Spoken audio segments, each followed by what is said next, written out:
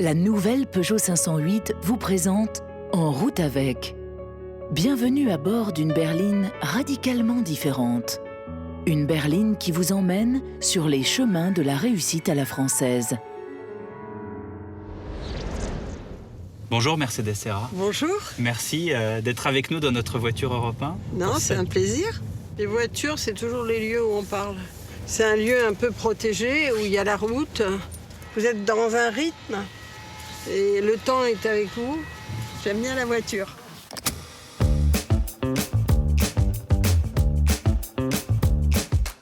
Bonjour, je suis Pierre de Villeneuve et je vous embarque sur les chemins de la réussite à la française. Bienvenue dans En route avec, on part en balade à travers les lieux symboliques qui ont marqué mon invité, qui raconte son succès, son parcours. Aujourd'hui, sur le siège passager, la présidente exécutive d'Avas Monde et cofondatrice de l'agence de pub BETC, Mercedes Serra.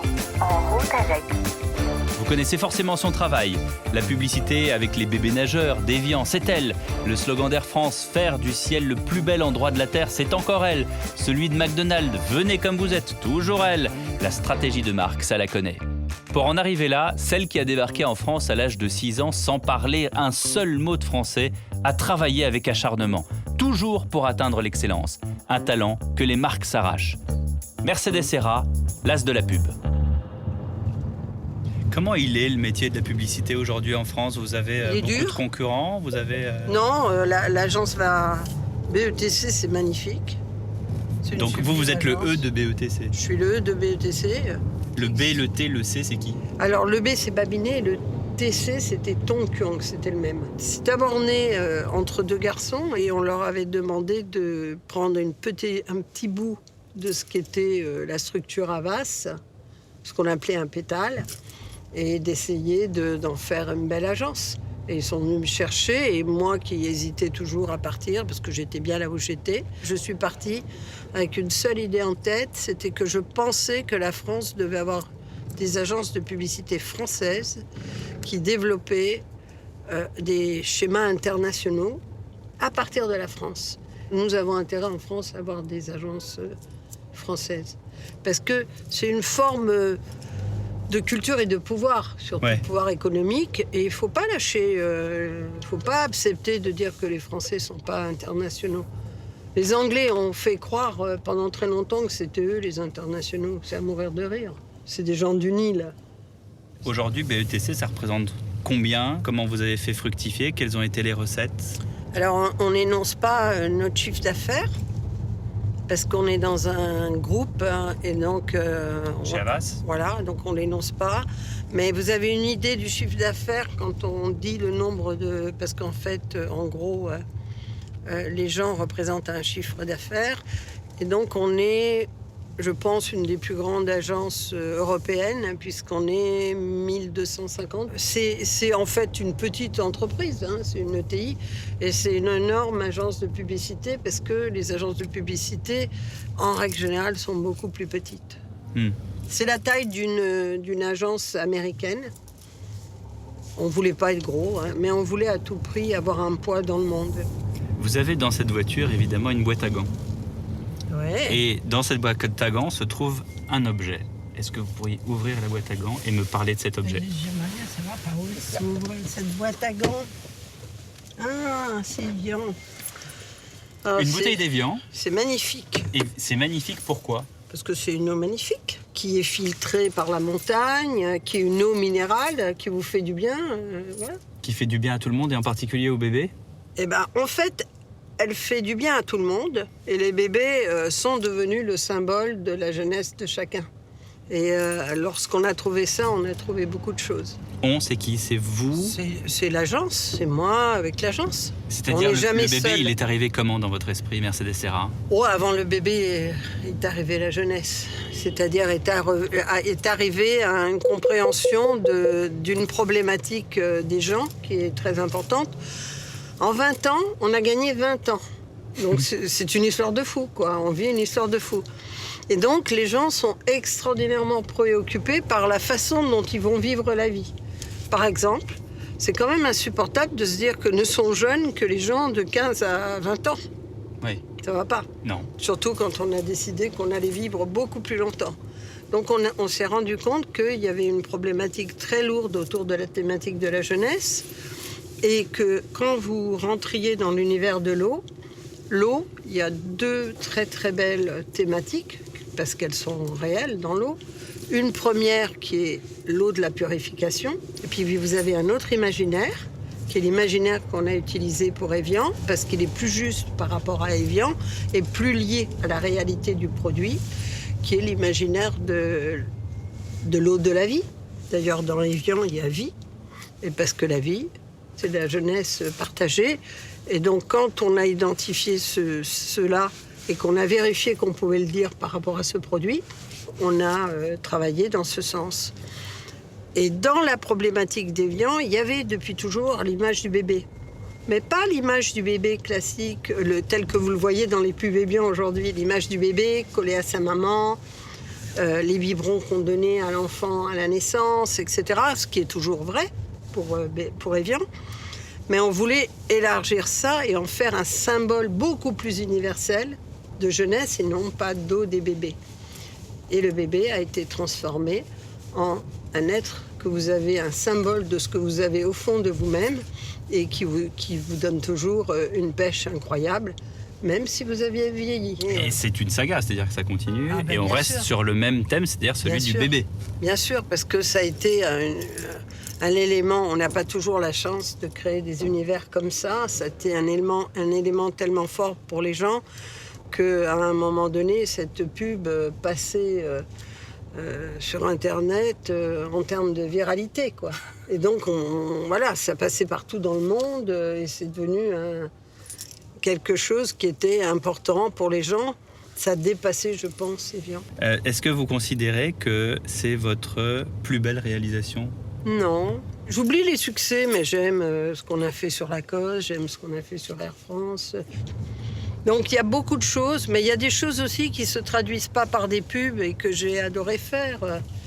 Il y a très longtemps, dire à Danone que ça serait bien si leur compagnie se battait sur une thématique forte qui était la santé. Donc quand vous le dites aujourd'hui, c'est un peu normal, mais il y a 20 ans, c'était pas mal.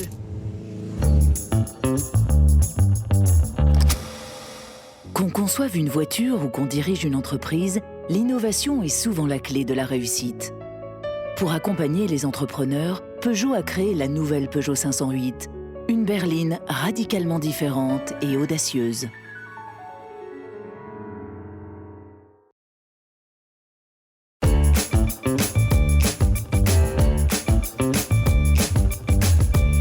Et nous voilà de retour en voiture avec Mercedes ERA. On va écouter un petit bout de son, si vous voulez, dans notre autoradio. Alfred Duller, 51 ans. Costume, Hugo Boss. Parfum, Hugo Boss. Poète préféré, Hugo Boss. Chez Madone et à la Rosse, il est craint et redouté. C'est celui qu'il faut convaincre.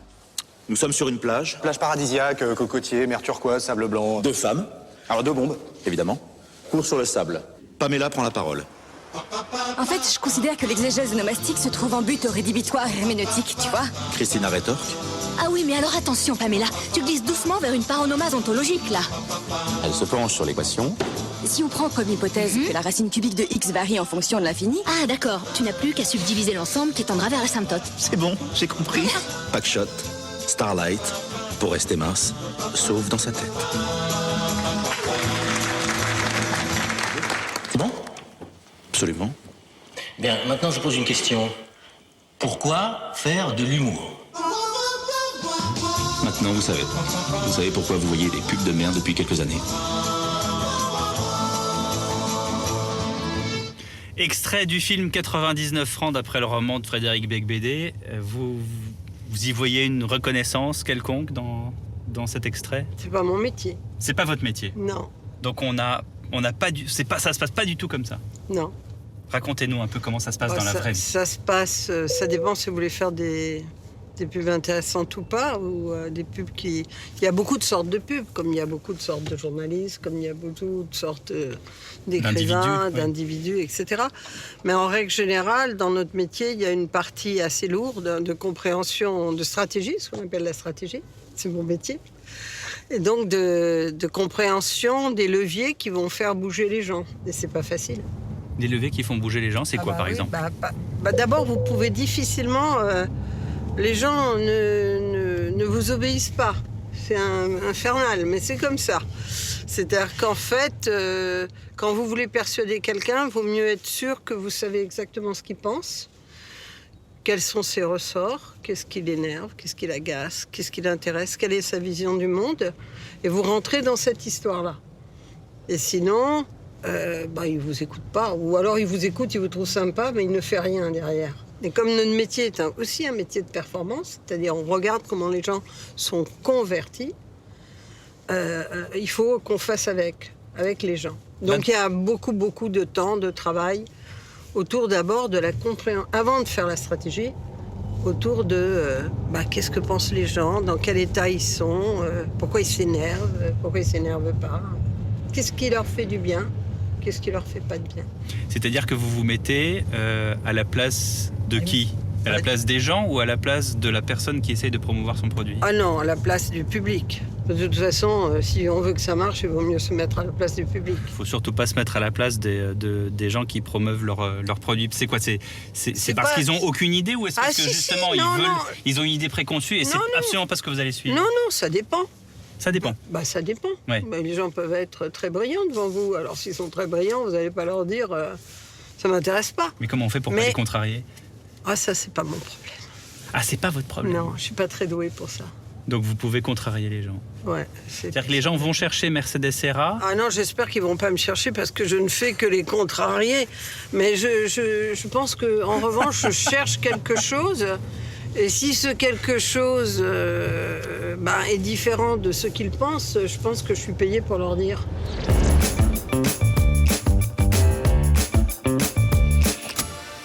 Faisons une pause sur les chemins de la réussite à la française pour découvrir la nouvelle Peugeot 508 et son poste de conduite spectaculaire.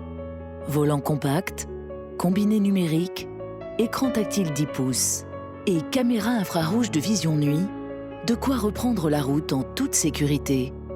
On redémarre ? En route avec la nouvelle Peugeot 508.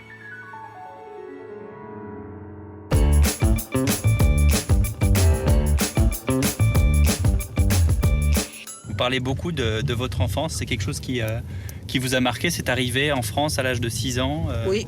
Ne sachant pas... oui, bien sûr. Ne connaissant pas la langue. C'est structurant. Les gens qui vous parlent castillan au lieu de vous parler catalan. Ouais, ils se trompent, d'espagnol. Non, mais bien sûr, c'est structurant. Parce que... Ça a été la première claque dans votre vie ? Peut-être la première chose vraiment intéressante. On va appeler ça comme ça. Donc vous appelez pas ça une claque ? Non. Non. Mais je pense que c'est une chance quand même. C'est pas comme si j'étais née sans amour. Je sais pas trop quoi. J'avais des parents. Ils étaient sympas, tout allait bien, donc ça va, quoi. Mais la vie est moins facile que prévu et je pense que ça m'a aidé. Je pense que ça donne la niaque, l'immigration. Parlez-nous de l'immigration, justement, de l'immigration aujourd'hui. Comment est-ce que vous voyez les choses ? Je vois les choses, je pense que ça a été un des grands marqueurs de la France. Et que quand on parle de la France... La France que je connais, que j'aime, c'est celle qui a accueilli beaucoup d'immigration, puisque c'est ça la vraie histoire de la France. C'est un des pays les plus importants en termes d'immigration, puisque pendant plus de 2 siècles, on a ouvert nos portes. Alors, on va écouter un autre extrait. Mercedes Serra, c'est un modèle par son histoire. Elle est arrivée en France, elle ne parlait pas, elle parlait catalan, elle parlait espagnol, elle ne parlait pas français. Vous reconnaissez ce monsieur ? Ah oui, il est adorable, c'est Jacques. Monsieur Jacques Toubon. Oui. Elle a non seulement appris, mais elle a eu une première partie de sa vie où elle était professeure de français et elle a fait un travail d'intégration personnelle absolument formidable et elle a donc traduit un trait de caractère, je dirais, de courage, d'obstination, etc. Car ce n'était pas si facile quand on était quelqu'un qui venait d'Italie, d'Espagne, du Portugal, etc., dans les années 60-70, de s'intégrer. Si je prends l'exemple d'une entreprise comme la sienne, ou d'un secteur comme le sien, c'est-à-dire la communication et la publicité, la diversité est gage d'imagination, d'ouverture, d'audace. Mais je pense que c'est vrai partout. pense que le fait que la France ait une identité multiple est sûrement un des grands atouts de la France, et Mercedes l'incarne complètement. Et alors, pour le musée d'histoire de l'immigration, elle s'est complètement engagée. Elle a mis la main à la pâte dans la mesure où elle a fait faire par BETC du mécénat de compétences pour des campagnes de communication, et Mercedes est certainement à l'origine de la réussite du musée, et elle n'en est pas peu fière. Le message que j'ai à lui transmettre, c'est continue à être ce que tu es et continue à faire ce que tu fais. C'est une combattante, elle doit continuer à mener bataille, et je serai toujours à ses côtés. Jacques Toubon, qui a joué un grand rôle à l'époque pour la création c'est un musée qui l'a transformé, de ce musée de l'immigration. C'est un musée formidable qui a transformé Jacques, d'où les droits aujourd'hui, défenseur des droits. Comment ça s'est passé, votre collaboration pour ce musée de l'immigration? Très facile parce qu'à partir du moment où moi je suis arrivée comme présidente du conseil d'administration, lui il était président du comité d'orientation, donc au service du conseil d'administration pour orienter le musée en termes d'expo, etc. Et on s'est très bien entendu. On a vu que ça se passait moyen, qu'il y avait un combat et il fallait faire certaines choses. Donc il a fallu faire venir des gens. Et faire venir des gens, c'est d'abord choisir des expos. C'est faire en sorte qu'elles soient fortes et puis c'est de communiquer autour d'elles pour que le musée se porte bien. Le musée de l'immigration, c'est un musée d'histoire et il faut qu'il reste un musée d'histoire. Mais si vous voulez que les gens viennent, il faut trouver des thématiques qui les intéressent, qui soient accessibles. Où ils se disent pas « oh là là ». Donnez-moi un exemple de thématique qui puisse coller. Exactement, Paris-Londres, c'est génial. Il faut venir au musée, là, en ce moment. On va y aller, là, on y arrive presque, là, on est porte dorée, regardez, là. On va aller à Paris. On aperçoit le bâtiment, là. Magnifique. Juste là. Magnifique, c'est une folie que de ne pas venir. Ce lieu a été créé en 1930, au moment de l'exposition universelle, pour encenser ou pour faire un hommage à notre relation avec les colonies. Si on veut rentrer, il faut aller, on peut se garer au... Là ? Oui.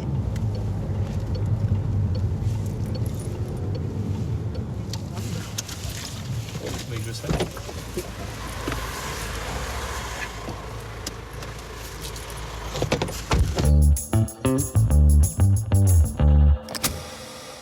Ça vous fait toujours autant de plaisir de venir dans ce lieu ? C'est génial ce lieu, c'est magnifique. 1930, Art déco, avec des représentations incroyables de toutes les colonies, tout ce qu'elles apportaient, tout ce qui était important. Et avant de devenir le musée de l'immigration, c'était quoi ? Ça avait été le musée des arts premiers, l'actuel musée du Quai Branly. Et c'est Jacques Chirac qui, de toute façon, a créé le musée du Quai Branly et a créé aussi le musée de l'immigration. Donc on va voir, on va rentrer. Rentrons dans ce musée magnifique. D'ailleurs, il y a des gens, c'est quand même bien des sûr. visiteurs. Alors, cette salle-là ? Ça, c'est la salle dans laquelle on fait les spectacles, les débats, les conférences, qui est la salle centrale.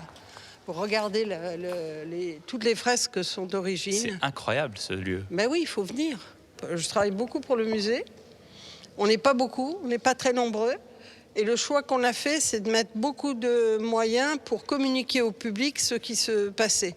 Donc ça oblige, à faire les campagnes, y passer du temps. 2, à aussi passer du temps avant de faire les campagnes sur les thématiques des expositions, l'intelligence des expositions. Sinon, on ne savait pas où on habite.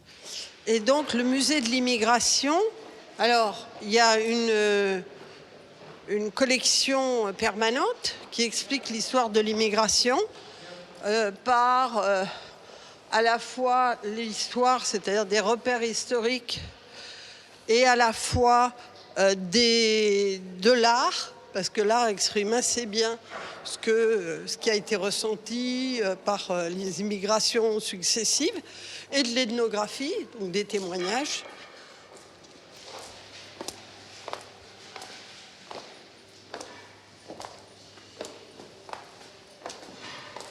Et puis il y a des expositions.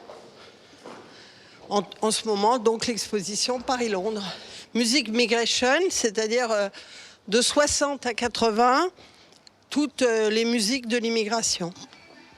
Donc on pénètre dans cette exposition Paris-Londres et on voit un film en noir et blanc où des gens dansent. Dès les années 60, à Paris et à Londres, s'ouvrent les migrations, c'est-à-dire les Jamaïcains, par exemple, à Londres, le Maghreb chez nous.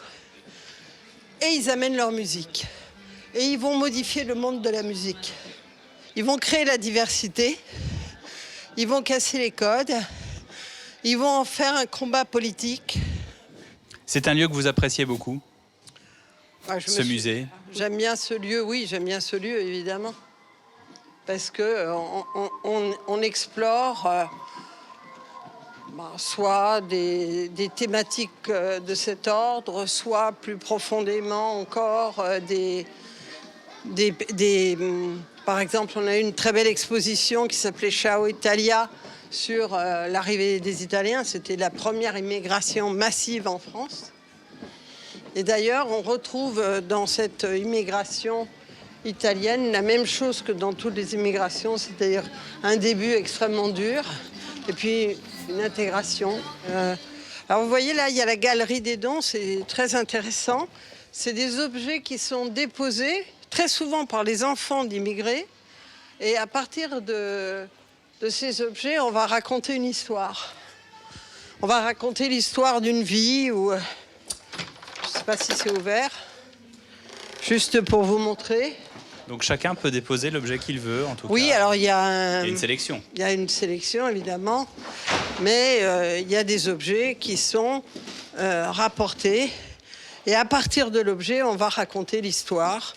On a beaucoup de machines à coudre parce que les femmes arrivaient avec leurs machines à coudre. Elles étaient sûres qu'elles pourraient obtenir du travail. On s'est aperçu, par exemple, lorsqu'on a fait l'exposition sur la mode, qui s'appelait Fashion Mix, qui a très bien marché, qu'en France en particulier, on avait une richesse de l'artisanat et des petites mains, parce qu'en fait, elles venaient de tous les pays d'Europe et elles savaient faire des artisanats différents. Et on a une richesse de l'artisanat français liée à toutes ces petites mains.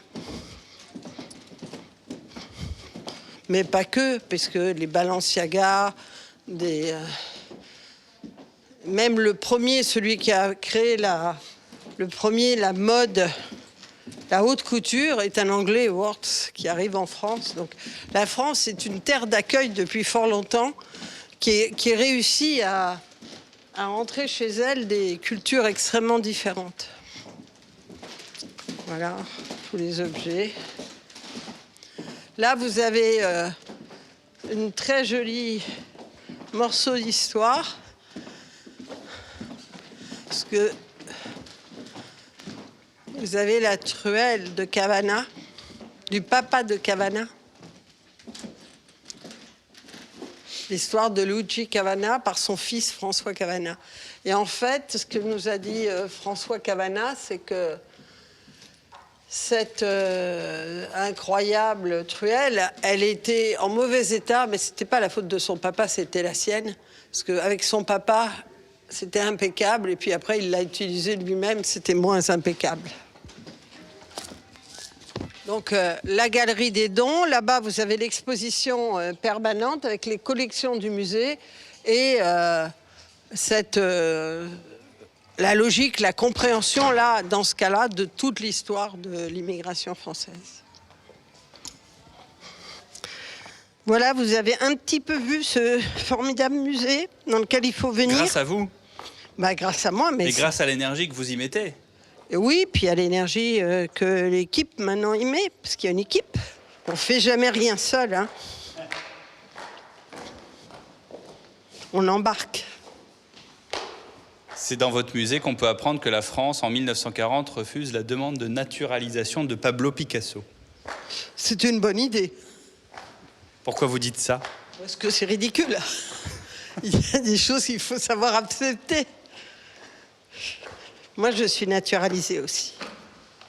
C'est une bonne chose? Ah bah oui, bien sûr. Quand on veut devenir français, c'est magnifique, non ? C'est un honneur que de devenir français, mais c'est un honneur pour la France que des gens veuillent bien le devenir aussi.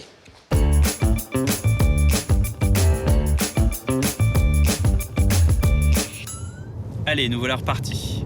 Comment est-ce que vous vous sentez en France aujourd'hui, après toutes ces années ? Est-ce que vous avez l'impression que la France bouge ? Bah, elle est dure à bouger, la France, oui. Je pense que c'est un pays qui est quand même... il y a des problèmes, quoi. C'est pas possible qu'on soit tous aussi malheureux avec l'état de redistribution dans lequel on est. Moi, je suis pour un pays qui redistribue. Il y a quand même un problème. Si on redistribue et tout le monde est mécontent, il y a un souci d'état d'être d'un peuple. Je suis pas, dont on est responsable, parce que l'éducation est responsable. Je pense pas qu'un petit Français né en disant j'ai un problème, je suis fatigué, quoi. Je pense que nous les rendons comme ça.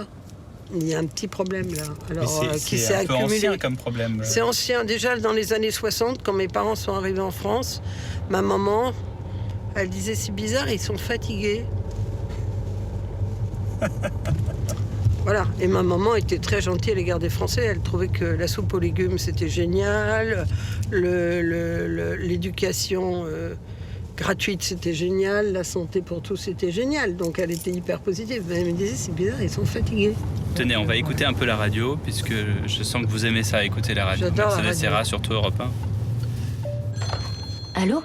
Eureka, Billie Jean! C'est Bobby Riggs. Écoutez, j'ai une idée géniale. Le porphalocrate machiste contre la féministe aux jambes poilues. Rien de personnel. Vous êtes toujours féministe? Non, je suis une championne de tennis qui se trouve être une femme. Ne raccrochez pas! Ah, et pour votre gouverne, je me rase les jambes. Et nous avons le privilège, nous autres fans de tennis, de recevoir la grande Billie Jean King. La rumeur dit que vous, les filles, vous êtes rebellées. Vous offrez 8 fois plus aux hommes qu'aux femmes. Les hommes sont tout simplement plus captivants à voir jouer. C'est biologique.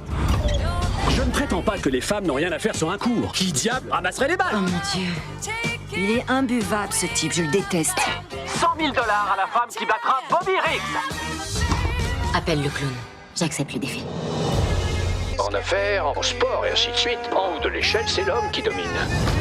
Direct dans 3. Je vais devenir la meilleure. 2. Comme ça, je pourrais 1. changer les choses. Assez parlé, place au sport. Mesdames et messieurs, comme on dit, le match show must go on. 4 millions de téléspectateurs. La bataille tant attendue. La bataille des sexes.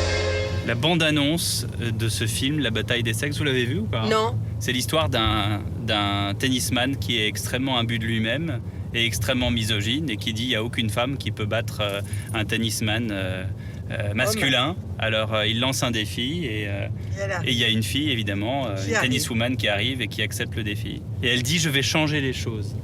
Ah bah elle a raison. Vous aussi vous voulez changer les choses? Oui. Est-ce que vous y arrivez? Pas assez. Non, pas assez. Et vous, d'une certaine manière, au poste, à la position que vous avez aujourd'hui, vous trouvez que vous avez réussi quelque chose, réussi un combat? Bah, je pense que j'ai un devoir. Je pense pas que j'ai réussi un combat. Je pense que le combat, faut s'y mettre à beaucoup pour. Je ne pense pas arriver à résoudre le problème seul, ça c'est clair. Mais je pense qu'il faut faire feu de tout bois. Et comment est-ce qu'on fait feu de tout bois? Bah, d'abord, on fait en sorte que déjà chez nous, il y ait une forme d'égalité. Est-ce que chez vous, chez BETC, même si c'est pas votre rôle, parce que j'imagine qu'il y a un directeur financier et des RH, non, vous regardez non, si vous embauchez une femme, elle est à salaire égal avec un homme? Ah bah bien sûr. Ça, vous le regardez, vous, vous Mercedes Serra? Non, je donne les indications et c'est respecté. C'est respecté? Bah bien sûr. Et pas que de moi, c'est moi et mon associé. On est 2 associés aujourd'hui, Rémi Babinet et moi-même, et toutes mes équipes. Je pense que chez BETC, d'une part, ça commence par le haut. C'est-à-dire que nous partageons le pouvoir un garçon et une fille, pas mal, et que ça continue tout le temps comme ça, à cascader. Faire en sorte que les femmes ne soient pas qu'en bas, mais qu'elles se montent bien comme il faut, et que le pouvoir soit partagé. Le COMEX, il est 50-50. D'abord, moi, ce qui m'a choquée, c'est à l'envers. Quand je suis rentrée dans le monde du travail, je me suis dit, mais pourquoi les gens me posent-ils tous la question comment je vais faire avec les enfants? Pourquoi c'est moi? Le type, il s'en fout.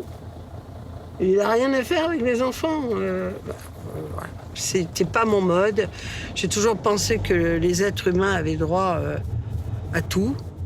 Donc à travailler à l'extérieur, à élever leurs enfants. Et que... C'est pour ça d'ailleurs que je suis pour les mesures égalitaires, c'est-à-dire on donne un congé maternité aux femmes, il faut donner un congé paternité aux hommes et un vrai congé. Si on veut qu'ils comprennent quelque chose au bébé, là, il faut quand même qu'ils y passent un peu de temps. Et puis qu'ils considèrent que la maman n'est pas là et ils s'en occupent. Et ça, je pense que ça fera progresser l'humanité. Parce que c'est un sens de la vie, un sens du concret qui vous ramène, qui rend relativement humble. Hein, moi, quand je rentre et qu'on m'a fait force compliment dans la journée, quand je vois mes enfants, ils m'en font part. Hein. Donc ça, c'est pas mal, ça équilibre. Et je pense que les hommes, et les hommes surtout de pouvoir, ont perdu ce sens du concret de la vie, quoi. 3/4 du temps, il y a une femme derrière qui fait tout. Alors parfois, j'en rêve, hein. C'est génial. Les garçons ont des avantages, puisqu'ils ont été élevés avec des avantages, qui sont l'audace, la confiance en soi. Donc c'est pas des fins mots, c'est la différence des salaires quand les jeunes rentrent. Donc dès l'ouverture, alors qu'ils ont les mêmes diplômes, c'est souvent l'audace de demander, l'audace de parler de l'argent, etc. Il y a plus de sécurité chez le garçon. Et chez la fille, il y a plus de vrai sérieux, quoi. D'approfondissement, en règle générale. Il ne faut pas rendre le monde trop. Mais en règle générale, elles ont moins confiance en elles, etc. Vous les mettez ensemble, ça se canalise. Et moi, je crois toujours qu'il faut retenir les garçons et pousser les filles. Parfois, certains garçons ne rentrent pas là-dedans, mais en règle générale, ça rentre là-dedans. Donc, au milieu de ça, en tout cas, ça donne, à mon avis, des entreprises qui sont plus tournées vers le produit et moins vers la politique, plus vers le résultat. Et moi, je crois beaucoup à ça pour BETC.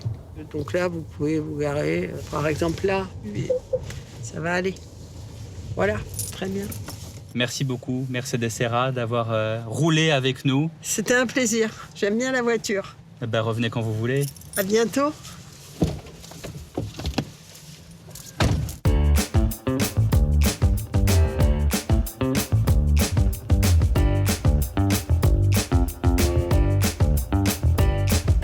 Eh bien, merci d'avoir fait la route avec nous. Retrouvez-nous sur toutes vos plateformes habituelles d'écoute et sur le site et l'application Europe 1. Bye bye.